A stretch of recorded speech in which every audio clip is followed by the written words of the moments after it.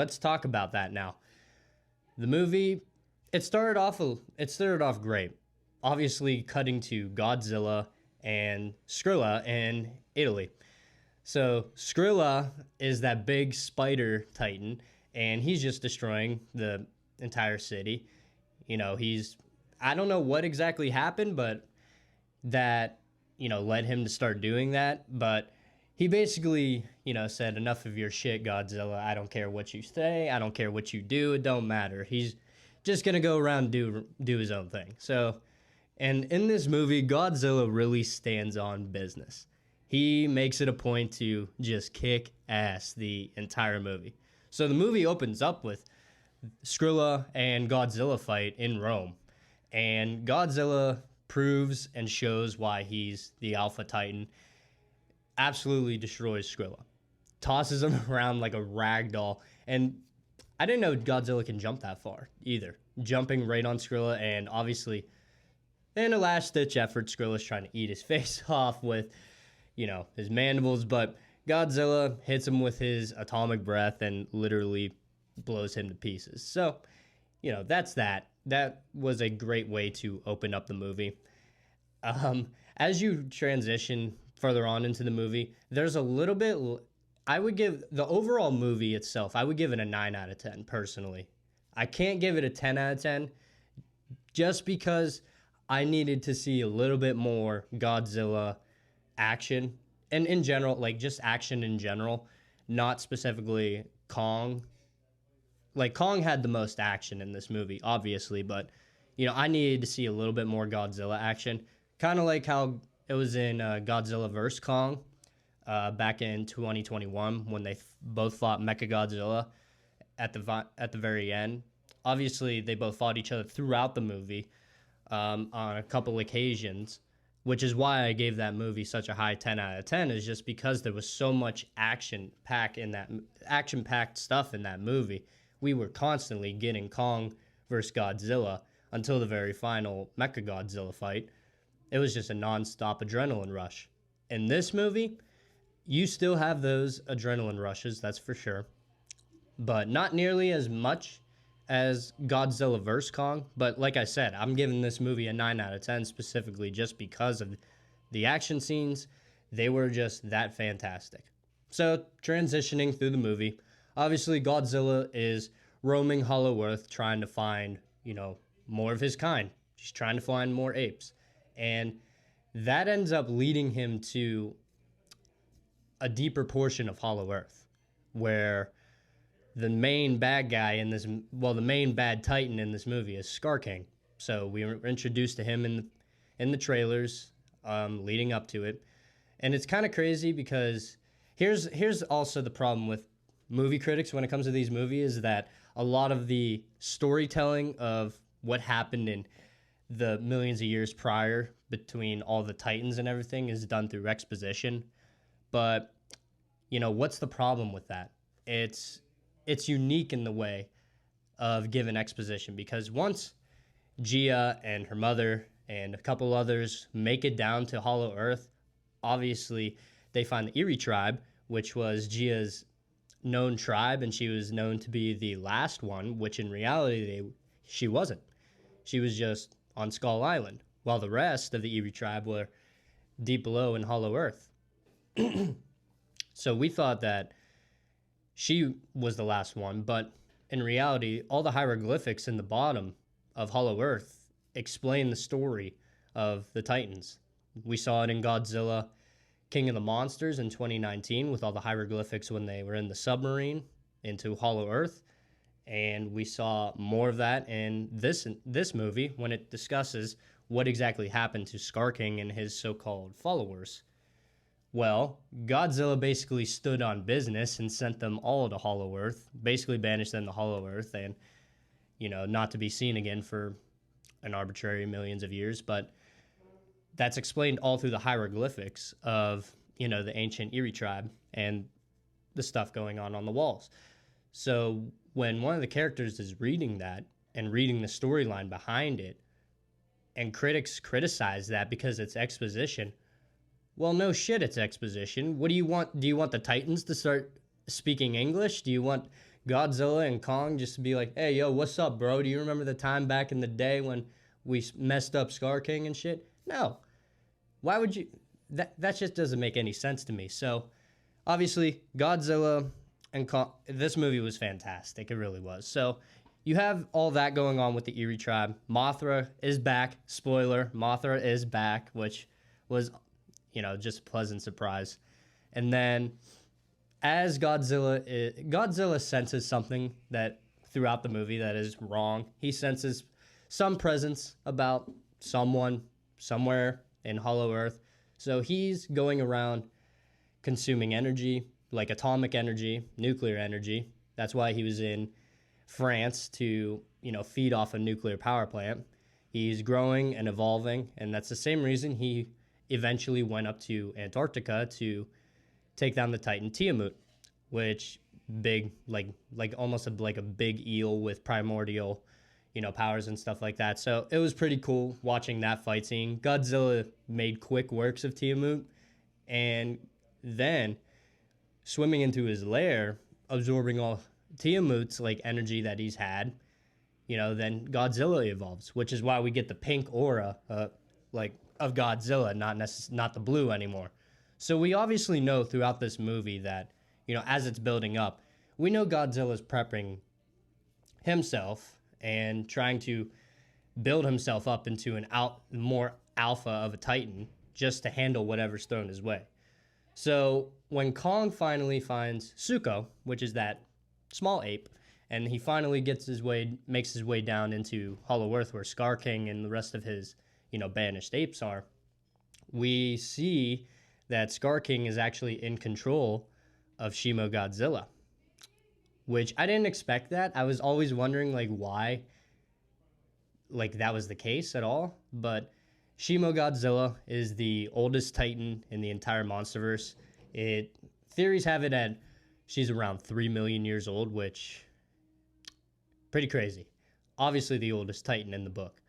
But what is very crazy to me is that there's a lot of parallels that line up.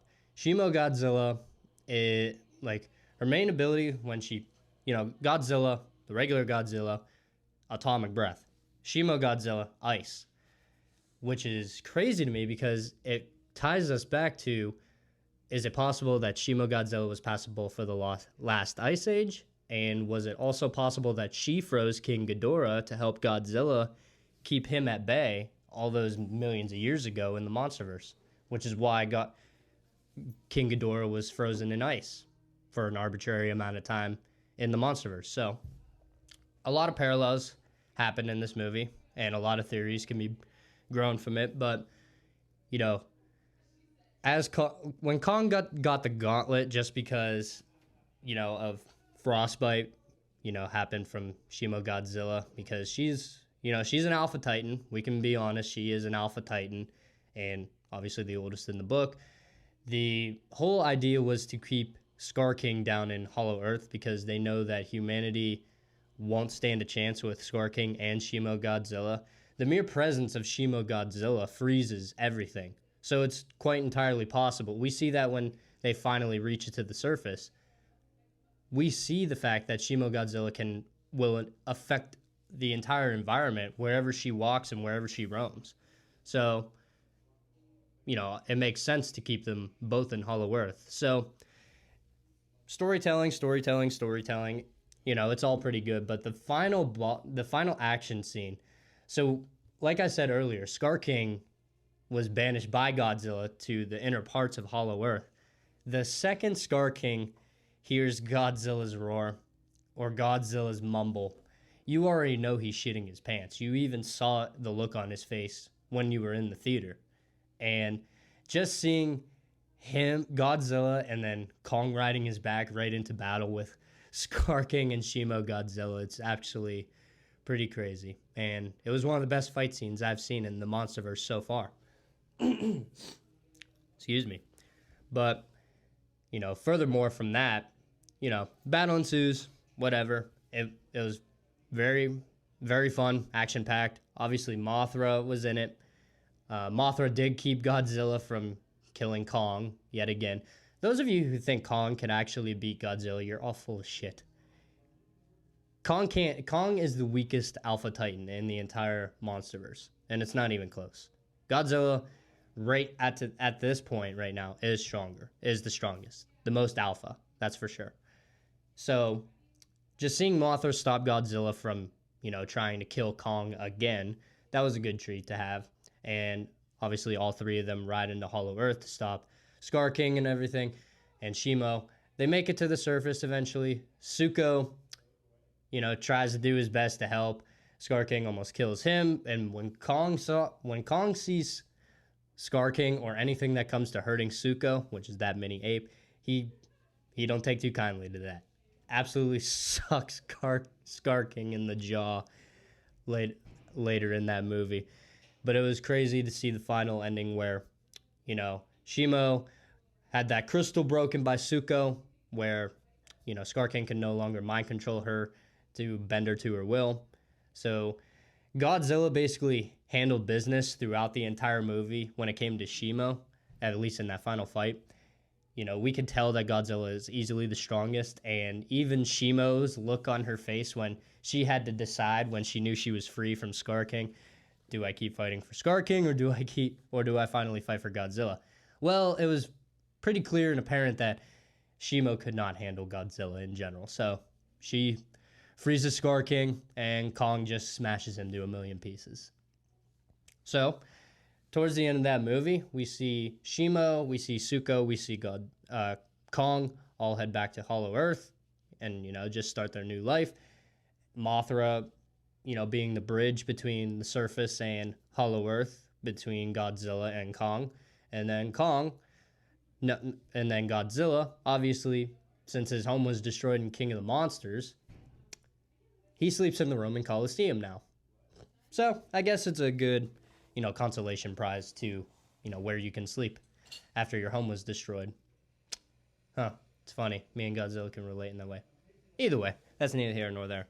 But overall, I would say this movie, there's a reason it's number one in the world right now and number one at the box office, smashing Dune Part 2, which, I was very happy about. Never got into the Dune franchise whatsoever, but the Monsterverse, it's a $2 billion franchise now, and it's only going to continue to grow.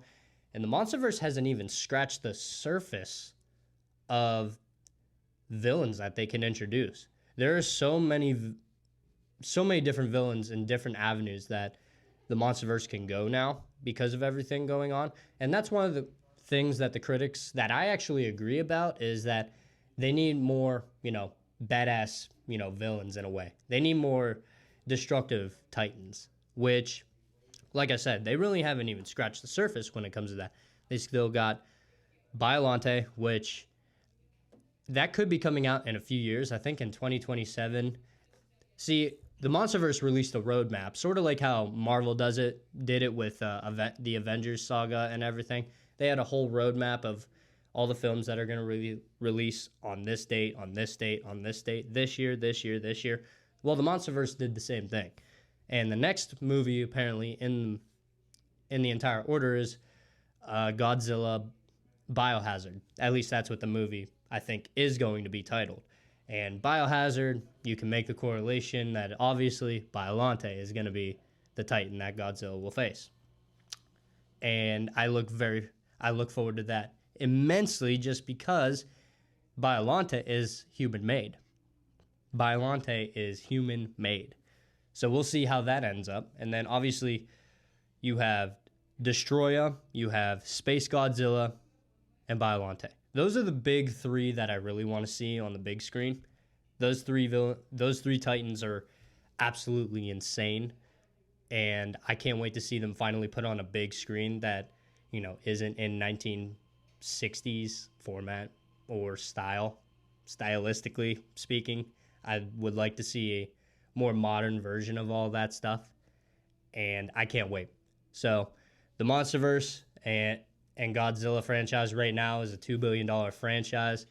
Millions and millions at the box office right now. The number one movie in the world. I highly recommend you all check it out. I really do. And the future is very bright for this entire franchise. Biollante, Space Godzilla, and Destroya. All three of those big-ass titans have not been introduced yet. So it's possible that the best parts are still to come in the future. So that's my honest review on Godzilla and Kong the New Empire in theaters now. I really highly encourage everyone who likes those sort of movies, go watch it. You will not be disappointed whatsoever.